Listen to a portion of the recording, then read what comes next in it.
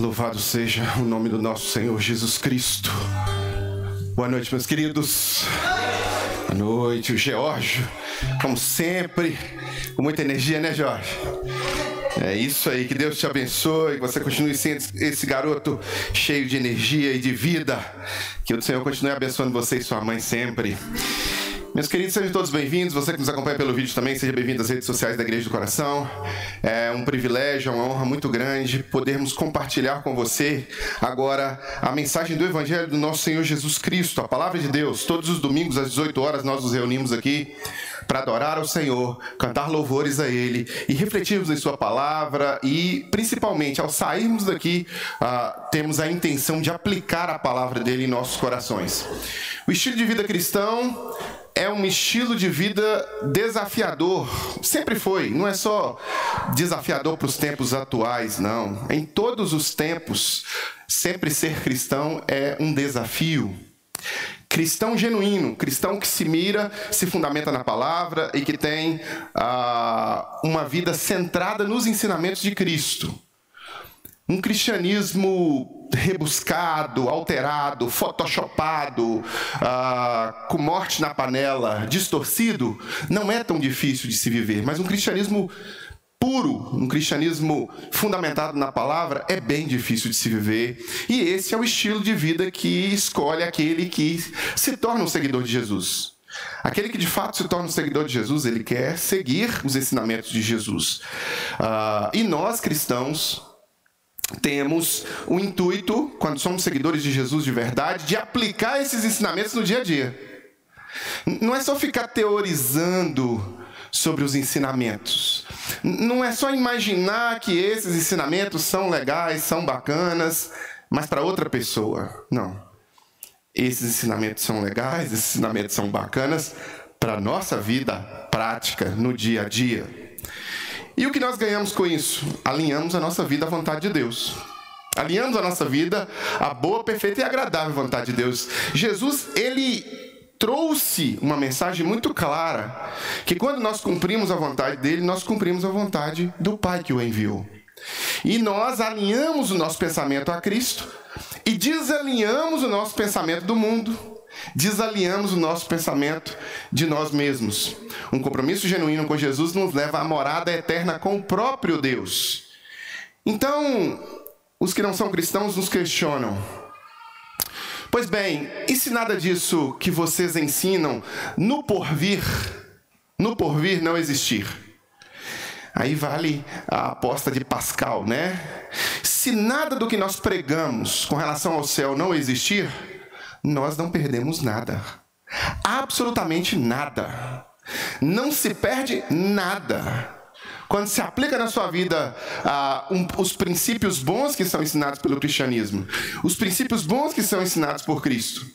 E aí a aposta de Pascal diz o seguinte: se o Cristo que nós pregamos mentiu com relação à eternidade, e a eternidade não existe, nós temos tudo a ganhar quando nós aplicamos princípios de desenvolver os gomos do fruto do Espírito, de desenvolver uma vida ética, moral, saúde, etc, etc, etc. Evitando a aparência do mal, evitando estar com o mal, evitando sentar roda com escarnecedor, evitando ficar nos caminhos dos pecados, etc, etc. Aquelas coisas todas que o cristianismo ensina. Nós estamos protegendo os nossos filhos dos más influências, Então, se nós aplicamos os princípios cristãos, nós não temos nada a perder se não existir nada depois. Agora, se existir, todos aqueles que não aplicam os princípios e que não são seguidores de Jesus têm tudo a perder. Tudo a perder. Essa é chamada de a aposta de Pascal, né? Então, dentro do cristianismo existem vários princípios e valores, e um deles está ligado à importância da correção e do espírito de mansidão. Correção e espírito de mansidão. Correção que se recebe, correção vinda de Deus, correção vinda dos pais, correção vinda às vezes do caminho de quem está correto, né? O caminho correto está aqui, eu estou no caminho errado, esse caminho correto vai me corrigir, né? E o espírito de mansidão da minha parte, o espírito de mansidão que eu como cristão preciso ter ao receber a correção. Coisa muito difícil hoje em dia. Hebreus capítulo 12, versículo 11. Apenas um versículo do autor de Hebreus. Muitos dizem que eruditos entram em concessão e há um consenso de que possivelmente Paulo tenha escrito a carta aos Hebreus. A gente não tem como afirmar isso com certeza, mas a estrutura literária, as aplicações dos princípios, a forma de falar, algumas palavras, etc., dá tudo a entender que parece que foi Paulo ou um discípulo muito próximo a Paulo que escreveu esse texto. Ele diz assim no versículo 11 do capítulo 12: nenhuma disciplina parece ser motivo de alegria no momento, mas de tristeza. Mais tarde, porém, produz fruto de justiça e paz para aqueles por ela foram exercitados. Olha só, disciplina e correção tem o mesmo sentido, muitas vezes, em muitas aplicações, né? A palavra disciplina, ela tem alguns significados próximos, né? Quando você fala assim, o professor de jiu-jitsu, você chegar aqui e falar, meu professor de jiu-jitsu disciplinou quem tá aqui? Cadê o Herbert? Herbert não tá aqui não? Cadê o Cauã? Cauã. O meu professor de jiu-jitsu disciplinou o Cauã. Não, perdão. Cauã tá em outra academia agora, eu tô em uma, ele tá em outra. O professor de jiu-jitsu do Cauã foi lá e disciplinou o Cauã porque o Cauã estava com mau comportamento no tatame. O que o professor fez? Corrigiu. Aplicou uma disciplina. Permitiu que o Cauã recebesse ali a dor de ficar esperando mais um ano para receber o grau ou para receber a faixa que ele já vai receber, então agora ele não recebe, foi punido, então é uma disciplina. E há também o outro sentido da disciplina, que é, por exemplo, o Rafael. O Rafael eu conheço pessoalmente, desfruto da intimidade dele, é um cara disciplinado. Hoje de manhã eu até falei, né, que em relação à academia é um dos mais disciplinados que temos na nossa igreja. É disciplinado. Ele vai ali, se tem que fazer, ele vai fazer. Se ele tiver com vontade, se ele não tiver com vontade, ele vai fazer o supino dele lá de 40 quilos, 50 quilos, nem sei quando é que pega no supino, mas ele vai fazer. Se a Bárbara tretou com ele, ele vai fazer. Se não tretou, ele vai fazer. Se ele ficou chateado porque não conseguiu trabalhar aquele dia, ele vai. Disciplina é isso, é você fazer aquilo que precisa ser feito, ainda que as condições adversas, né, elas interfiram em você. E nem uma coisa, nem outra é muito bem-vinda no Brasil. Não é? Meus queridos, nós vivemos uma época em que a palavra correção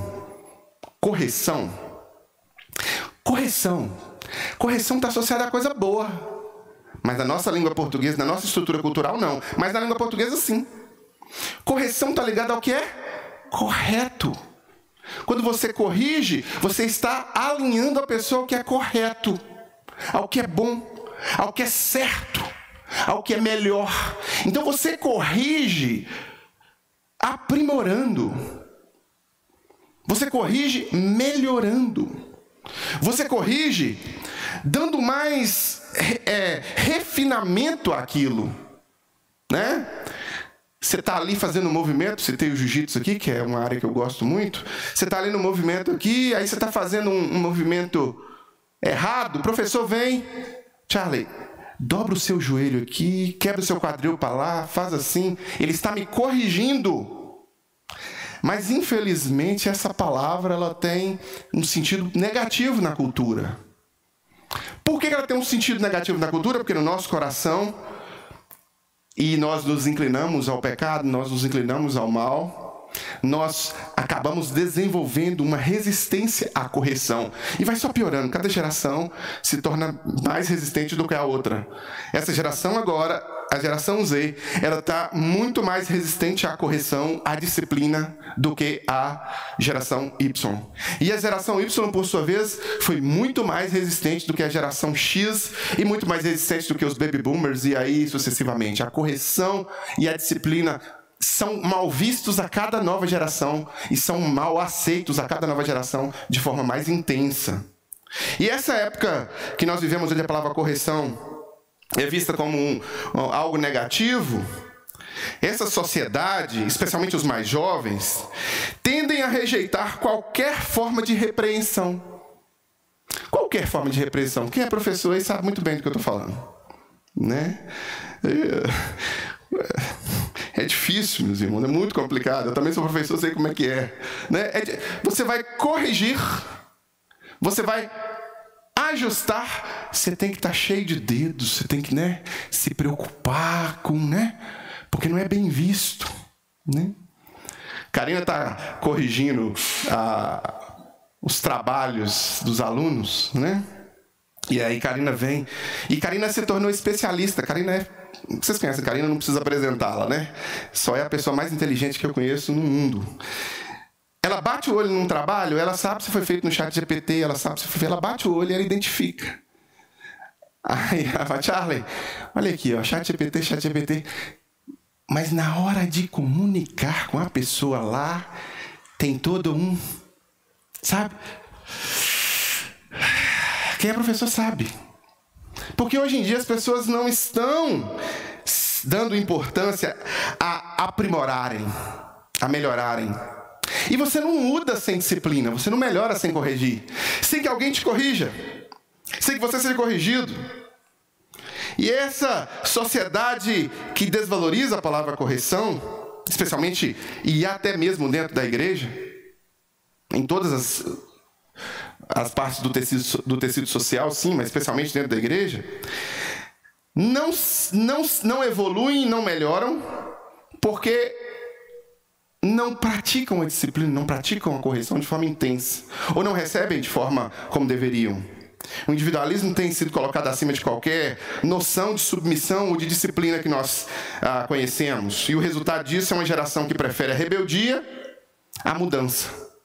A rebeldia à transformação e o egoísmo ao arrependimento. Ser corrigido, ser repreendido, ser disciplinado é realmente sentir na dor, no ego, de alguma forma. De alguma forma. Você pega uma criança e vai repreendê-la, vai corrigi-la, vai discipliná-la, você sabe que ela vai reagir àquela disciplina de forma negativa. E às vezes você tem que ser mais intenso, mais firme com aquela criança, né? E isso tem acontecido. A palavra de Deus, porém, meus irmãos, nos ensina um caminho diferente. A cultura vive a correção de forma negativa. Mas a palavra de Deus nos ensina que a correção é algo essencial para o nosso crescimento espiritual. É algo essencial para o trabalho no caráter cristão. E é justamente isso que esse texto vai nos dizer, de Hebreus 11. Vai nos ensinar que a disciplina de Deus, e como nós devemos responder a essa disciplina, ela vai contrastar com essa atitude de rebeldia dessa geração, né? Nenhuma disciplina parece ser motivo de alegria no momento, mas de tristeza. Mais tarde, porém, produz fruto de justiça e paz para aqueles que por ela foram exercitados. Toda vez que você é corrigido e você tem um espírito de mansidão para receber essa correção, para receber essa disciplina, você evolui, você cresce, você desenvolve, você melhora. Mas cada vez que a correção vem e nós como cristãos nos rebelamos contra a correção que Deus nos envia, nós ficamos estagnados, parados, travados, na mesma posição espiritual. Então, a primeira coisa que você precisa entender com relação à correção é que a correção divina, ela é um sinal de amor de Deus por você. Esqueça o que a cultura tem ensinado, tem pregado, tem vivido, tem experimentado. A correção é um sinal de amor. Quem ama, corrige. Né, Cheiro? Lembra que os meninos eram pequenos, né? Os meninos eram pequenos e lá em casa Karina fez um desenho e colocou ali os princípios de obediência dentro daquele círculo e colou aquilo na parede e disse para os meninos: se vocês permanecerem dentro desses círculos aqui, vocês estão dentro do círculo da proteção. Mas para estar dentro do círculo da proteção, vocês precisam obedecer ao papai e à mamãe. Se vocês forem desobedientes, vocês serão corrigidos. E esta correção vai trazer vocês para dentro do círculo de novo. E esse círculo vai proteger vocês. E a obrigação do papai e da mamãe é manter vocês dentro desse círculo, porque o papai e a mamãe amam vocês. Porque quem ama, corrige. Quem ama, disciplina. O contexto aqui de Hebreus 12 nos lembra que a correção de Deus ele não é algo arbitrário, meus irmãos, mas é uma expressão do amor de Deus. Assim como um pai disciplina seu filho para o bem, Deus corrige seus filhos também para moldá-los à sua imagem. Deus nos criou para vivermos uma vida na presença dEle. Deus nos criou como imagem e semelhança dEle. E muitas vezes nós caminhamos para longe de Deus com a nossa inclinação pecaminosa. E aí Deus vem nos corrigir. O versículo 6 vai dizer que o Senhor disciplina a quem ama e castiga todo aquele a quem aceita como filho. A quem aceita como filho. Né? Mariana mencionou hoje pela manhã no estudo da Escola Bíblica Dominical que ela estava tomando café com a gente essa semana e ela viu eu falando firme com o Cauã e fechando a cara para ele e dizendo algumas coisas duras para ele. E ele com o olho marejado. Por quê? Eu estou fazendo as coisas certas, por quê? E eu dizendo, porque eu acredito que você tem jeito. Por isso que eu estou falando, para você melhorar. Porque eu acredito, e enquanto eu acreditar, eu vou continuar falando para você melhorar. O dia que eu lavar as minhas mãos e tchau, é porque eu não acredito mais, é porque eu deixei para lá. Então, enquanto eu amo, enquanto eu me preocupo, eu exercerei a minha autoridade como pai e farei de tudo para você estar no caminho mais correto possível para a sua vida, pensando no seu futuro. Então, a correção divina também, ela é semelhante à correção que o pai dá a um filho. Só que nós, às vezes, não queremos, não nos dispomos a sermos corrigidos com aquela palavra que Deus traz na pregação. Irmãos, eu não sou muito velho. Eu sou velho, não sou muito velho, né? Eu sou semi-adolescente, vamos dizer assim. Mas quando eu me converti, há algumas décadas atrás, várias décadas atrás, eu me lembro muito bem de ouvir pregações e voltar para casa agradecendo a Deus pelas chicotadas e as cajadadas que eu estava recebendo naquela noite. E era assim. Nós vivíamos finalzinho da década começo da década de 90, nós vivíamos nesses princípios. A palavra pregada não era para o próximo, a palavra pregada era para mim. Eu recebia no meu coração e eu buscava me alinhar àquela palavra. Hoje em dia, parece que há um comichão nos ouvidos e parece que as pessoas estão se endurecendo cada vez mais. E a correção divina, às vezes, através da palavra, como um sinal de amor de Deus, como Deus querendo tirar você de um caminho torto e trazer você para o, sabe? Através do pastor, através do pregador, através daquele cântico que você cantou e tocou seu coração, através do estudo que você fez, parece que não é para você mais. O diabo tem vencido. Ele tem vencido. A correção divina é sinal de que você pertence a Deus e Deus vai te corrigir porque Ele se importa. Ele se importa com você. Nós precisamos ajustar as nossas perspectivas sobre disciplina, sobre correção. Ao invés de ver disciplina como algo negativo e punitivo, nós devemos entendê-la como um ato de amor. De fato, é um ato de amor, é um convite de Deus ao arrependimento e ao crescimento. A correção é uma bênção disfarçada, né? Pois ela nos molda para nós sermos mais parecidos com Cristo. Meus irmãos, eu acho que não tem nada melhor para nos ensinar isso do que um bom tatame. Eu queria que todo mundo fosse para o tatame comigo um dia, sabe? Toda ovelha, toda pessoa que eu conheço devia ir para o tatame. Porque lá no tatame não tem jeito. Não tem como você ter ego. Sempre você vai apanhar. Sempre alguém vai te bater. Sempre você vai voltar para casa assim. Ai, meu Deus do céu. Oh, meu pai. Ai, meu Deus. Sempre. Você é faixa branca, você vai apanhar de outros faixa branca. Você passa para faixa azul, você vai apanhar de outros faixa azul. Você passa a ser faixa roxa, você vai apanhar de outros faixa roxa. E às vezes apanhar de um faixa azul. E às vezes até de um branca plus, né? De um branca que está mais tempo na faixa branca. Aí você vai para a faixa marrom, você vai apanhar de outros faixa marrom. Aí você vai para a preta. Aí você chegou lá. Aí você vai apanhar de outros faixa preta, de alguns faixa marrom. Então não tem essa opção de eu ter ego, de eu ter orgulho. Eles vão me ensinar, eles vão me mostrar coercitivamente que no tatame não tem ego e que eu preciso melhorar e que eu preciso aprimorar e que aquele movimento que eu fiz ou aquele golpe que eu apliquei, ele estava ineficiente. Ou eu estava despreparado, ou eu não tinha a flexibilidade que eu precisava ter, ou eu não tinha a técnica que eu precisava ter, ou eu estava desatento. Eu sempre vou aprender apanhando. Infelizmente, a vida não é uma luta de jiu-jitsu. A vida, às vezes, não dá pra gente essa opção de voltar para casa todos os dias apanhando. Às vezes sim, né? Mas nem sempre. Nem sempre. Queria eu que a gente pudesse coercitivamente entender que a correção e a disciplina é algo importante e amável nas nossas vidas, ao invés da gente manter esse pensamento errático, né, de que a correção não é uma bênção. A correção divina é um sinal de amor de Deus. E quando Deus te corrigir, receba com mansidão. Receba com mansidão. Quando as circunstâncias ao seu redor estiverem mostrando para você que Deus está falando através daquelas circunstâncias, receba com amor, receba com mansidão. Quando aquela porta estiver fechada e você estiver insistindo em abri-la, receba com mansidão.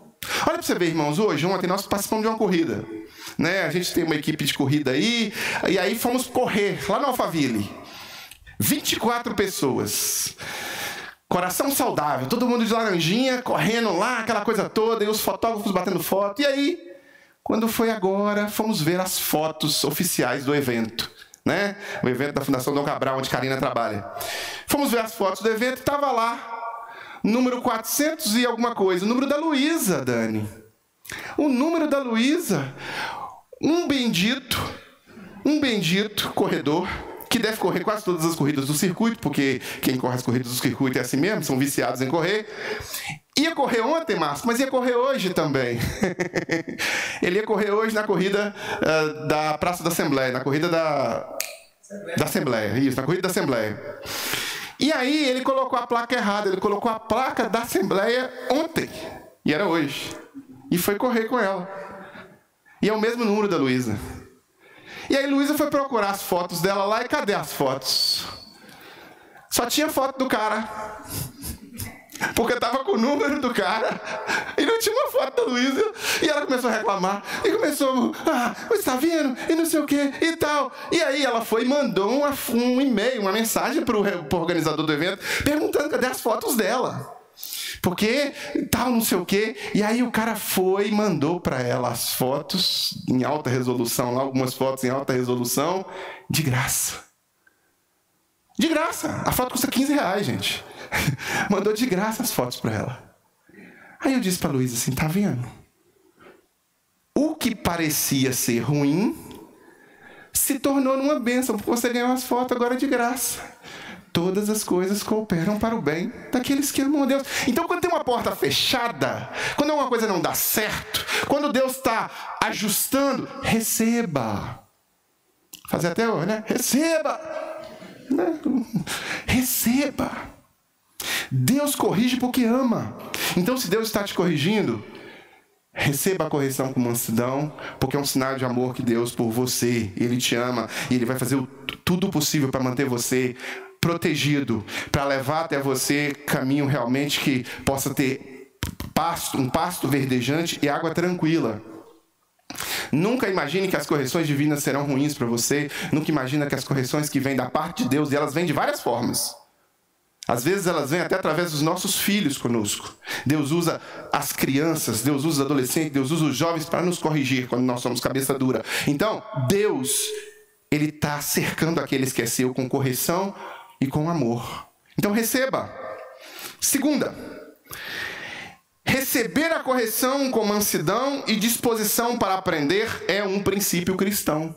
Lembra que eu disse aqui que é difícil hoje, que o espírito de rebeldia ele está em voga e ele é ensinado nas cátedras das universidades, né? Porque a estrutura universitária, ela toda foi permeada com autores desconstrucionistas, né? Você não vai fazer um curso de humanas estudando um autor cristão que vai manter a escola clássica, vai falar sobre o ensino como alinhado aos princípios que fundaram o Ocidente. Você vai sempre ler, e se você não ler fora da faculdade, não adianta, os professores não vão colocar na referência bibliográfica autores que têm a ver com as escolas clássicas. Sempre vai ser autores desconstrucionistas. E esses autores, alinhados ao marxismo, neomarxismo, sempre vão pregar a ideia de rebeldia. Parece que tudo que veio antes é ruim e tudo que é novo agora é melhor. Como se nós não tivéssemos pilares fundacionais e estruturas que funcionam milenares e que sempre deram certo, e que vão continuar dando certo, e que se você arrancar aquele pilar ali, a casa cai. Até parece que não é assim. E Deus vai nos ensinar, através da correção muitas vezes, que nós temos que nos ajustar à vontade dele. Então nós precisamos, quando formos corrigidos, receber essa correção com mansidão, disposição para aprender, ignorando essa ideia desconstrucionista, essa ideia revolucionária, de que parece que nós temos que ser rebeldes o tempo inteiro e que temos que ser contrários ao que a geração anterior propôs ou o que vem funcionando. Nós temos que inventar uma moda nova. Para essa moda nova, você sabe, parece que é. Né? Eu vi um menino falando que ele era um coati essa semana. Né? Inventaram. Eu já falei sobre isso há 10, 15 anos atrás. Há 10 anos atrás, quando eu dava aula de teoria de identidade de gênero, por exemplo, eu dizia, vai chegar o dia que do jeito que a coisa está indo, vai chegar lá na frente, eles vão começar a falar que eles são bichos. Chegou esse dia. Chegou esse dia. Por quê? Porque é um novo. O novo é interessante, o novo bomba. Né? O novo dá like. O novo. E aí o novo rui a estrutura. E aí o novo joga a estrutura no chão. Algumas empresas estão aprendendo isso agora, a duras penas, né? Várias empresas estão banindo a cultura woke das suas estruturas organizacionais e estão voltando a fazer a boa e velha venda de antigamente, porque aprenderam, né? Algumas não, a Disney não. A Disney continua mantendo, porque a cúpula da Disney é comprometida com isso até a alma, e quantos milhões que eles vão perder, eles não se importam. Mas outras empresas estão abolindo a cultura woke, que é coisa nova. Que é a loucura nova. Meus queridos, Deus corrige a cada um de nós. E nós, quando recebemos essa correção, nós devemos reconhecer essa correção, que muitas vezes, às vezes pode ser dolorosa, pode ser difícil de ser recebida às vezes, porque às vezes Deus quer nos tirar de um pecado, ou confrontar-nos com um pecado que estamos cometendo, ou às vezes uma coisa que nós achamos que não é pecado. Percebe? Tem coisas que nós estruturamos na nossa cultura de uma forma que nós nos sentimos tão bem com aquilo que aquilo não é pecado. Por exemplo, você chegar para um brasileiro e falar com um brasileiro, olha, nós vamos terminar o culto ali, vamos fumar um cigarrinho ali fora. Você tem um isqueiro aí, Marco? No meio da pregação eu falar assim, ô Marco, você tem um isqueiro aí que eu estou com vontade de fumar? Daqui a pouco lá fora eu vou fumar um cigarro. Todo brasileiro vai falar, opa! Por quê? Porque nós temos claro que o cigarro não combina com um tempo do Espírito Santo, etc. Mas não é parte de outras culturas isso, né? Lembro que um amigo estava num culto, se não me engano, de uma igreja presbiteriana nos Estados Unidos. E aí ele terminou o culto, ele foi agradecer. Eu falei, pastor, essa palavra me abençoou. Essa palavra foi bênção na minha vida. E aí ele saiu, porque o pastor saiu por aqui rapidinho, na hora que acabou o culto, e ele saiu pela lateral. A igreja tinha várias portas para pegar o pastor lá no estacionamento e cumprimentar o pastor, porque o pastor não foi para a porta, né? É batista que gosta de ir para a porta. Aí o pastor saiu daqui. Eu aqui. Aí ele tocou nas costas do pastor e o pastor virou. Na hora que o pastor virou, o pastor estava assim, tava acendendo um cigarrão. Como assim? Porque aquela cultura estruturou aquilo como não pecado, é normal. Especialmente no sul, né? Onde são as grandes indústrias de tabaco que mantêm a estrutura financeira, às vezes, das denominações, né? Onde tem grandes donos de plantações de fumo que são dizimistas nas igrejas. Então, a coisa é mais branda, mais calma. Nós, às vezes, sistematizamos coisas. E aí Deus quer nos corrigir. Nós, às vezes, sistematizamos pequenos vícios que nós achamos que é normal e Deus quer nos corrigir. Nós, às vezes, sistematizamos São coisas simples para nós, brasileiros, né? Para nós, brasileiros, tem coisas simples. Por exemplo, sedentarismo. Isso é normal. Qual é o problema de ser sedentário? Nenhum. Religiosamente falando? Nenhum. Cadê isso? A gente vai ter problemas fisiológicos, problemas neurofisiológicos, nós vamos ter, mas problemas espirituais, não vai ter não. Quem falou que o sedentarismo não é pecado? A nossa cultura. Mas a estrutura da palavra de Deus, às vezes, quer nos corrigir desse engano. Às vezes, Deus quer nos mostrar que o sedentarismo é sim pecado. Assim como nos mostrou que o álcool, que o cigarro, que também comer porcaria e ficar sentado mudando de canal e não se movimentar e não fazer alguma coisa, é pecado também. Mas para nós é difícil. Então, às vezes, os pequenos pecados do dia a dia, reconhecer isso, mudar, transformar, ter a vida, é difícil. Por isso que o cristão ele tem um espírito de mansidão. Ele tem uma disposição para aprender. E isso vai acontecer, essa mudança, na vida daqueles que realmente são cristãos. Então, quando Deus vem corrigir, quando Deus vem e corrige, quando Deus vem e disciplina, quando aquela palavra, quando aquele texto, sabe? Aquela devocional que você fez e pum, explodiu sua mente. E você foi exortado por Deus, você realmente se ajusta. E a mansidão e disposição para aprender são marcas do cristianismo, são marcas de pessoas maduras espiritualmente, né? Quanto mais maduro, mais um espírito de mansidão e disposição para aprender, né? O Herbert estava aprendendo a tocar violão, aprendeu, até contei para o Davidson ontem, aprendeu a fazer algumas posições, né? Sequência de dó, sequência de ré, fez algumas posições ali, e aprendeu a tocar umas 2 ou 3 músicas. Eu perguntei, Herbert, você sabe tocar violão? Ele falou, sei. Essa juventude já nasce sabendo tudo, né? Sei. Sabe mesmo? Sei. Então toca tal música. Não. Ainda não aprendi, não. Então toca tal música, também não aprendi, não. Então faz Lá com Si, lá com sétima aumentada para mim. Não sei, não. Não, então você não sabe.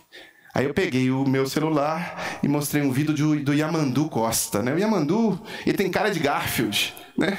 Tem cara de Garfield. O Yamandu faz qualquer coisa no violão. Qualquer coisa. Yamandu toca demais. Sensacional. É um dos melhores violonistas do Brasil, ou do mundo. Faz o violão fazer tudo. Tudo. Aí eu mostrei para ele, falei, tá vendo esse cara aqui?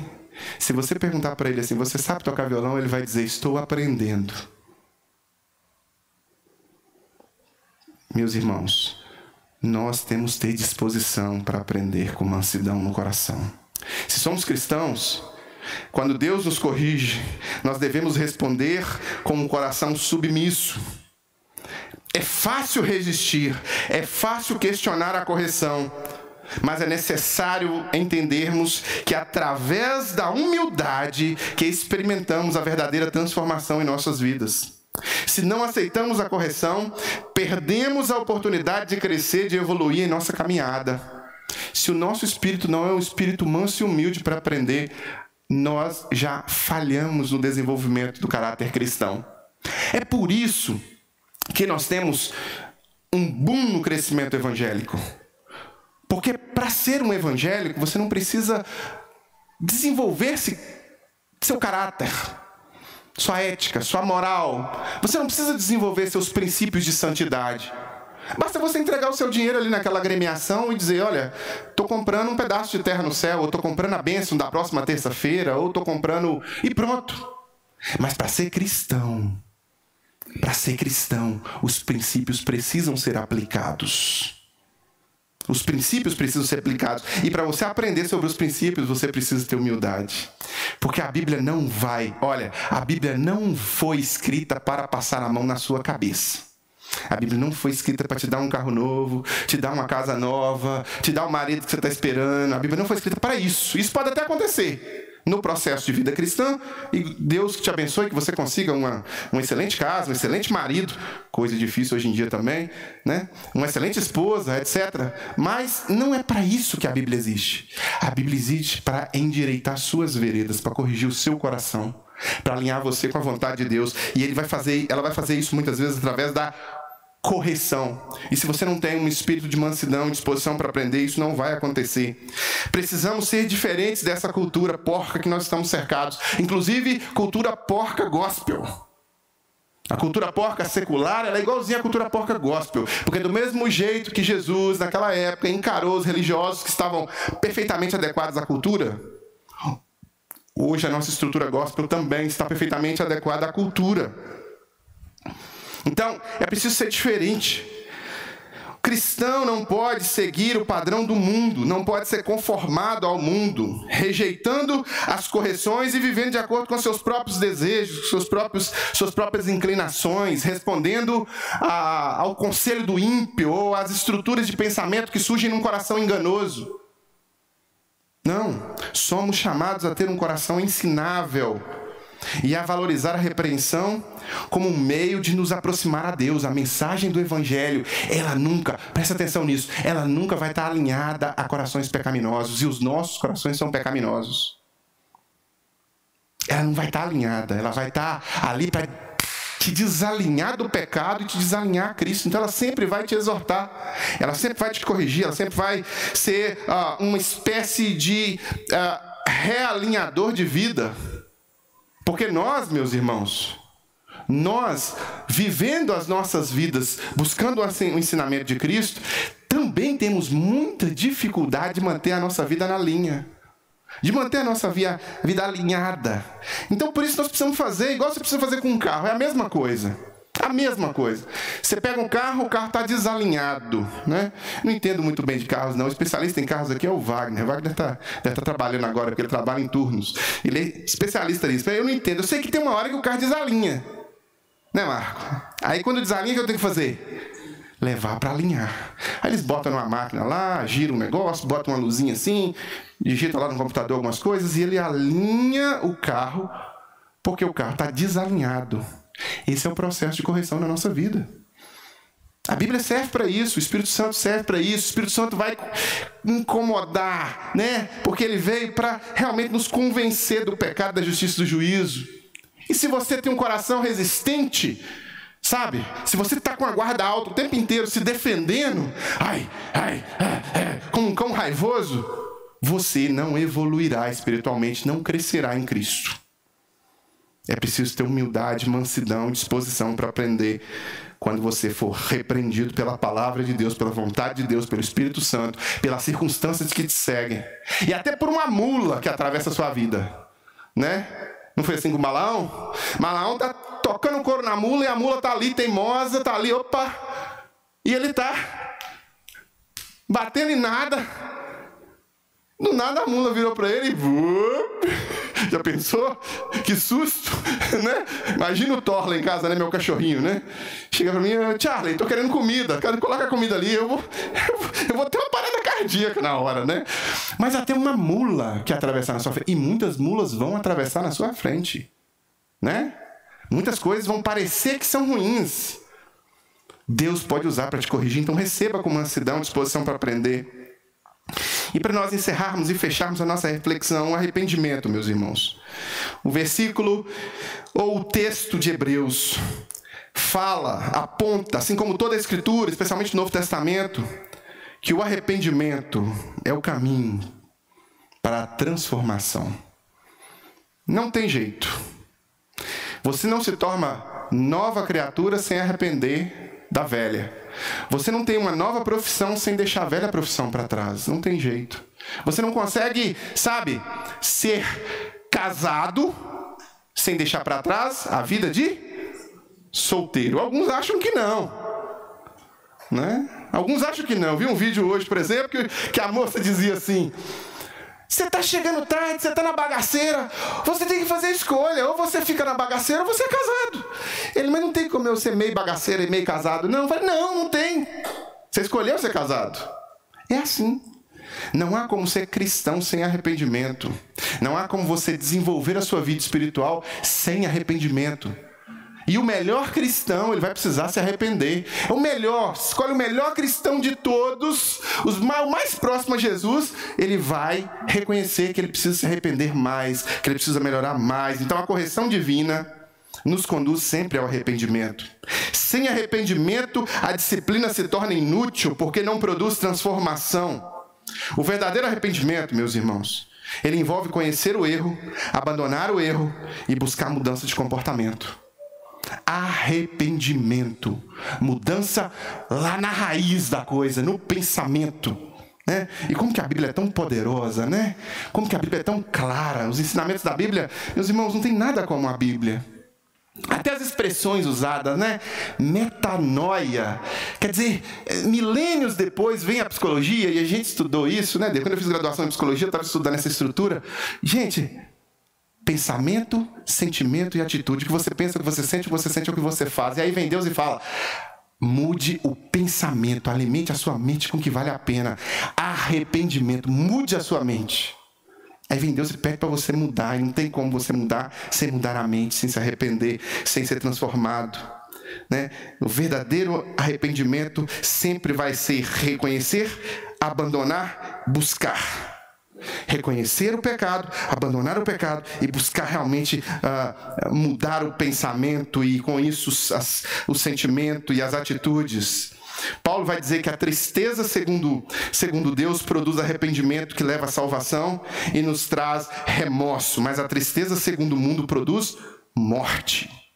Então, quando eu digo para o meu filho assim: Cauã, não saia hoje. E o Cauã fica triste por não sair hoje. E os colegas do Cauã morrem num acidente de carro, que estava dirigindo, estava bêbado e foi pegar o carro e morreu, e todos os colegas dele morreram. Mas o Cauã fica vivo porque obedeceu o pai. Aquela tristeza daquela hora se converteu em alegria por ter obedecido e ter sido protegido e ter sido abençoado. Então, às vezes, a correção do Pai, nosso Deus, tirando a gente de determinadas situações, circunstâncias ou até mesmo pessoas, vale para que a gente realmente, com um arrependimento sincero, cresçamos. A teimosia vai te impedir você de crescer. Então, quando somos corrigidos, nós devemos estar prontos, meus irmãos, a nos arrepender. E arrependimento não é só um sentimento de culpa, é mudança de vida. Arrependimento, sabe, eu já estive em muitos lugares pregando e especialmente em Minas nós desenvolvíamos um trabalho com adolescentes. E eu me lembro que a gente estava em congressos de adolescentes assim, grandes, enormes, 1.200 adolescentes, de 12 a 17 anos. E aí nós fazemos um culto, e congresso de adolescente é sempre a mesma coisa. Se você fizer qualquer apelo sobre qualquer coisa, vai ter os 500 chorando ali na frente, dispostos a mudar de vida. É sempre assim, Jace. Toda vez que eu prego em congresso de adolescente é assim. Eu falo sobre qualquer coisa e prego sobre qualquer coisa. Se você falar a palavra pornografia, pum, Deus não gosta, pum, ele está chorando e está se arrependendo. Joelhado ali na frente. Mas aqueles mesmos adolescentes, a gente pegava alguns deles depois e fazia um projeto chamado Projeto Pescador Jovem. Pelo menos uns 300. E a gente viajava. A Mari não está aqui não, né? A Mari era a coordenadora desse projeto também. Alguns dos irmãos aqui já participaram. Aqueles mesmos adolescentes que estavam no Turma de Minas, chorando, quebrantados. Depois a gente, sabe, a coisa não mudava. Já estava ali de novo naquelas coisas. Então arrependimento não é choro. Arrependimento não é emoção. Arrependimento pode ser comovente. Emocionalismo pode ser até comovente. Aquele discurso emocionado. Aquele choro na presença de Deus. Glória! Isso pode ser comovente. Mas o que é mais bonito é a mudança, é a atitude transformada, é a vida gerada em Deus, que faz do dia a dia um dia a dia diferente. Então o arrependimento não é apenas um sentimento, mas uma mudança real. E Deus nos corrige para que a gente possa abandonar os caminhos errados e andar em justiça.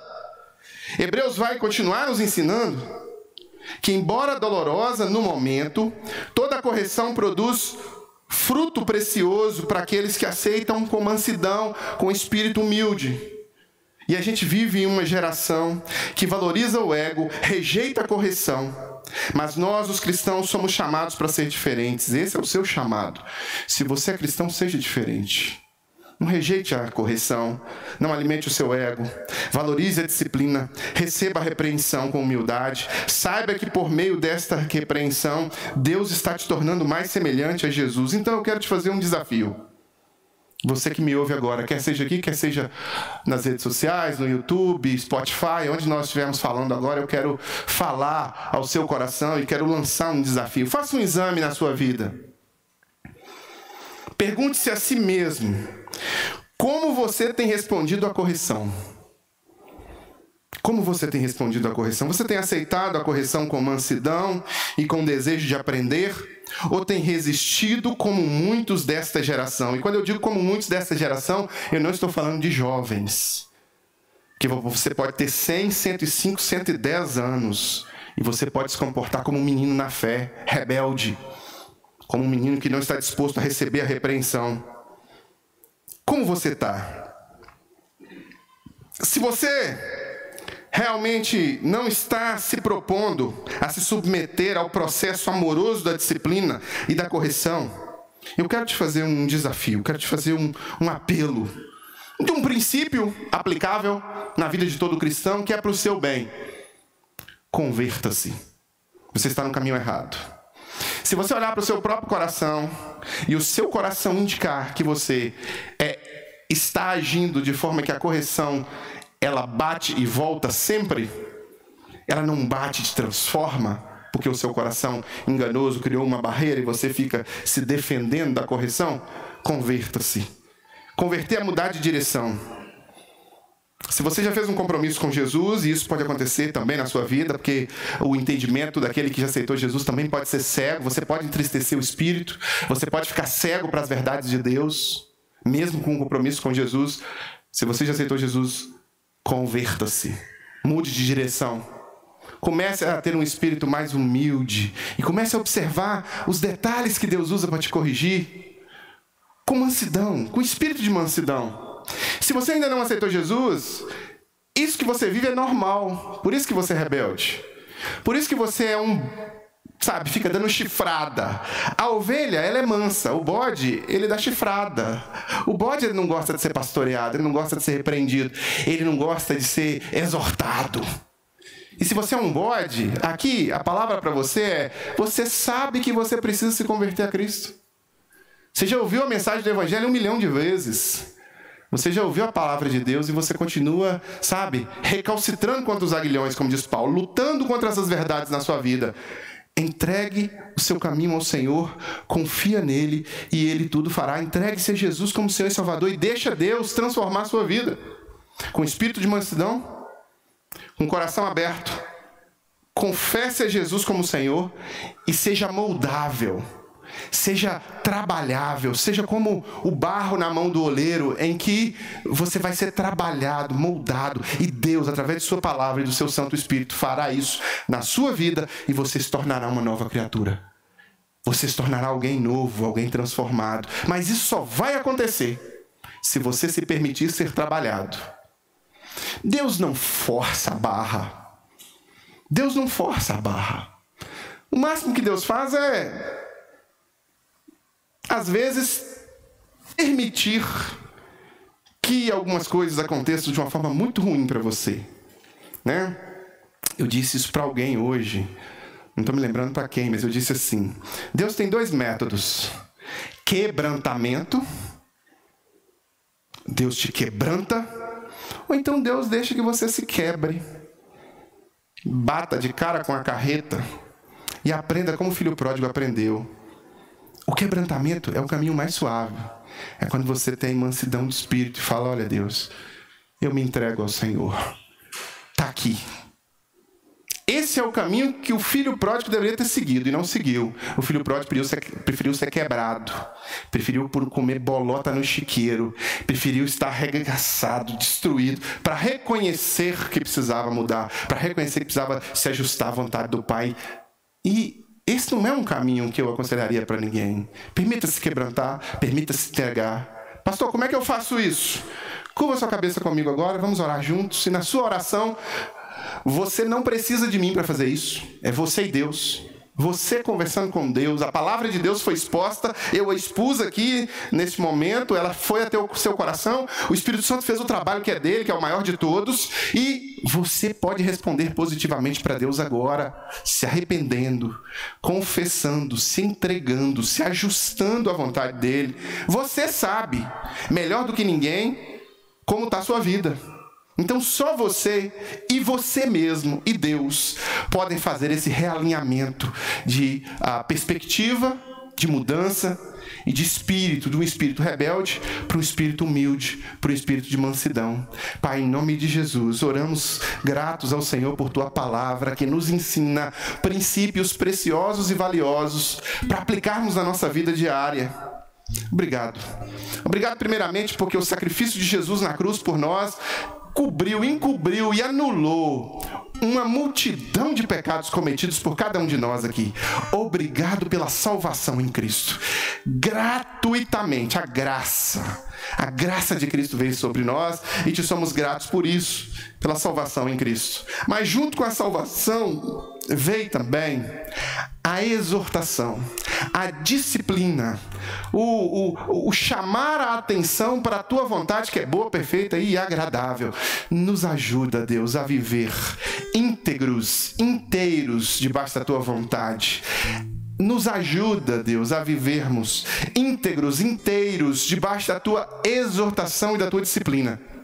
Que quando o Teu Espírito Santo falar ao nosso coração, quando a Tua palavra for clara ao nosso entendimento, que nós possamos nos ajustar à Tua vontade, que é boa, perfeita e agradável. Nos perdoa pelos nossos erros, nos perdoa pelas nossas rebeldias, nos perdoa pelos momentos em que a gente às vezes quer lutar contra a exortação que vem do Senhor e continua nos amarrando e nos agarrando àqueles pecados que muitas vezes o Senhor quer retirar de nós através da Tua exortação. Nos perdoa e nos ajuda a viver, ó Deus, na Tua presença, aperfeiçoando, melhorando, desenvolvendo a nossa santidade na Tua presença.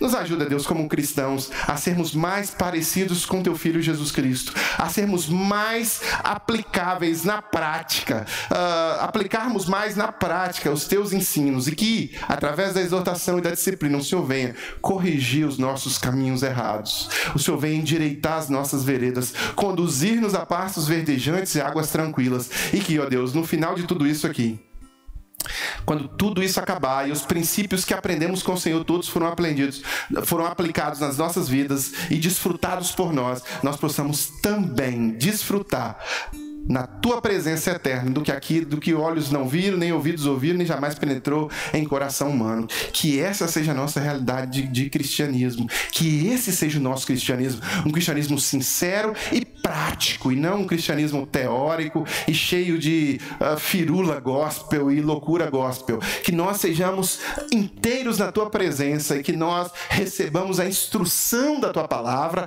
e ajustemos as nossas vidas à Tua palavra. Se o Senhor tiver agora, Pai, falando ao coração de alguém que há uma necessidade nessa vida de uma entrega a Jesus, de uma entrega pessoal, de uma entrega genuína, Pai, em nome de Jesus, faça a Tua obra entre o Senhor e esta pessoa, que o Senhor fale a este coração, que este coração se entregue ao Senhor hoje, que esta vida seja realmente registrada no livro da vida.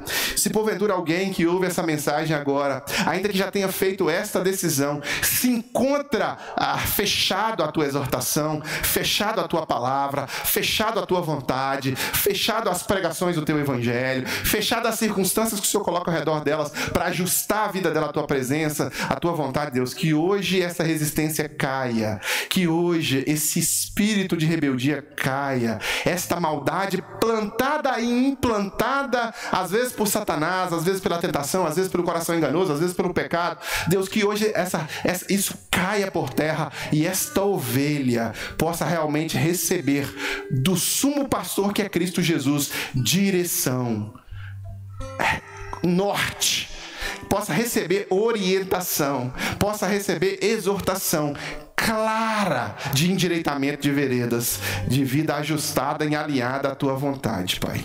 Em nome de Jesus que nós choramos, em nome de Jesus que nós te agradecemos, gratos pela Tua palavra aos Hebreus, que é transferível a cada um de nós aqui, em nome de Jesus. Amém e amém. Amém, meus queridos. Agora, nós vamos cantar um cântico ao Senhor, e nós temos o costume, sempre que acaba a reflexão, nós passamos a um momento de pedido de oração. Então, se você nos acompanha pela internet agora, eu quero te encorajar a fazer um pedido de oração através do contato@igrejadocoração.com. Você vai ter uma equipe de pessoas que recebem essas orações daqui a pouco e que vão estar intercedendo por você. Então, você pode fazer o seu pedido. E você que está aqui pode fazer a mesma coisa, é o mesmo grupo. Na sua frente tem um papel e uma caneta. Aí, em algum lugar aí, você pode pegar agora esse papel e essa caneta, preencher o seu nome, o seu e-mail e o seu pedido de oração, e nós vamos orar por você. Se você tiver tomado alguma decisão, tomei uma decisão, pastor, e quero oração, você pode pôr essa decisão aí, que nós vamos orar pela sua decisão. Enquanto cantamos, você pode sair do seu lugar e trazer o seu pedido de oração à frente.